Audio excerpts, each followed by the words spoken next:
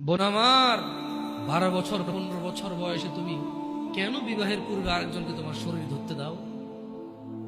আর যুবক ভাই আমার, কি বলিস কি তুই? এই পৃথিবী আর পৃথিবীতে যা আছে এর চেয়ে মূল্যবান হচ্ছে এই মেয়েটা। তো এরকম মূল্যবান একটা জিনিস ওর ধরে ছুঁয়ে তুই ওকে ওর মূল্য কমিয়ে দিবি?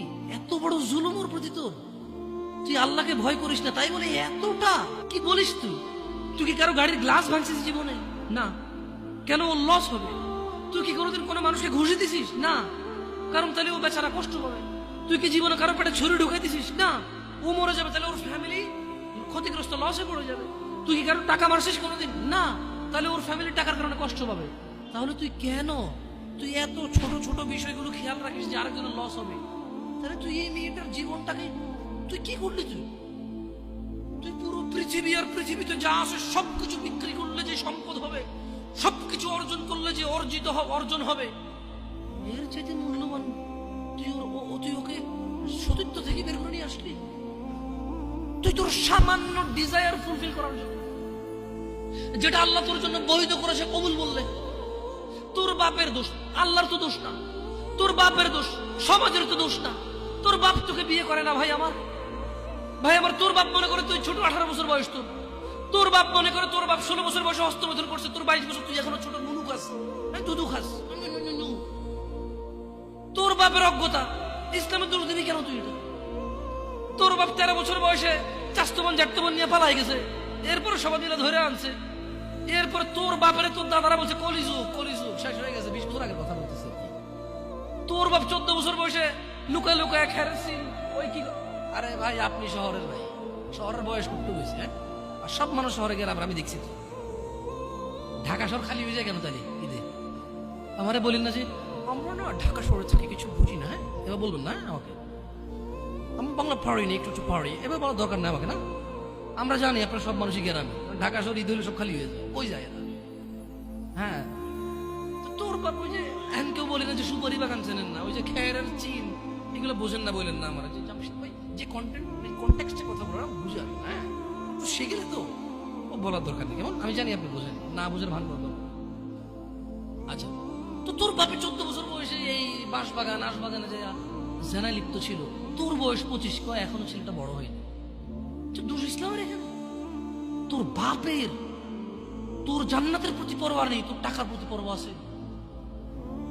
তোর বাপ তোর জান্নাত সেট করতে চায় না, তোকে নাকি ভালোবাসে।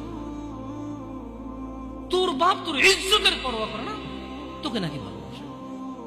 তুই নাকি ভালো মানুষ, পৃথিবী আর পৃথিবীর সবচেয়ে সম্পদশালী জিনিসটাকে শুধু একটা এই মুখে মুখে চুমু দিয়ে একটা ওই যে এভাবে ছবি তুলেছি আমি, এভাবে এভাবে।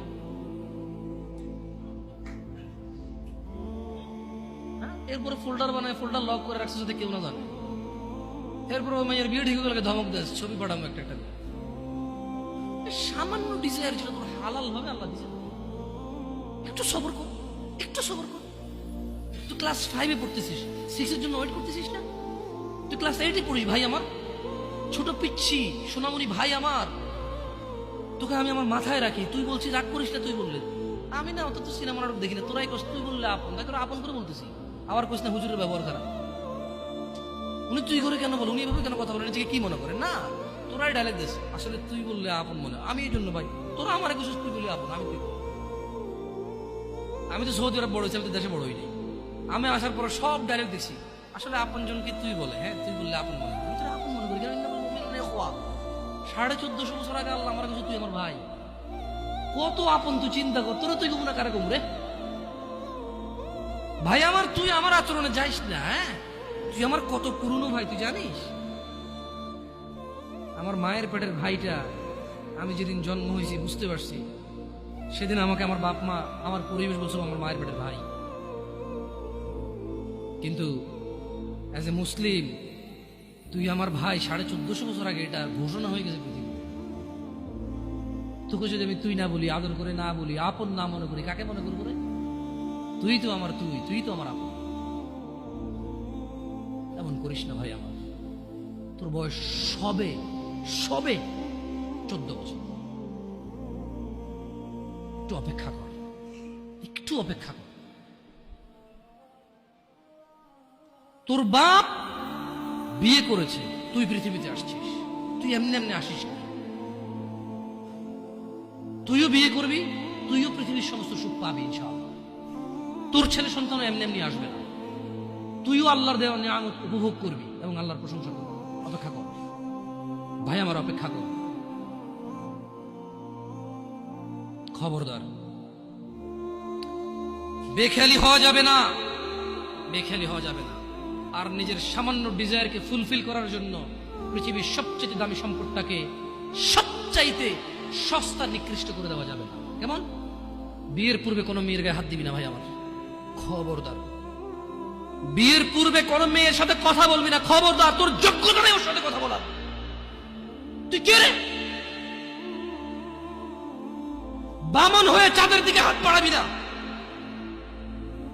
আমার বোনরা চাঁদ, ওয়াল্লাহি যেদিন ইসলামী শাসন আসবে, যেদিন ইমাম মেহেদী আসবে, যেদিন ঈসা আলাইহিস সালাম আবার আসবে, ওনার বন্ধের উপর যারা হাত দিবে উনি হাত কেটে ফেলবে। তুই বামন হয়ে চাঁদের দিকে হাত বাড়াইস না।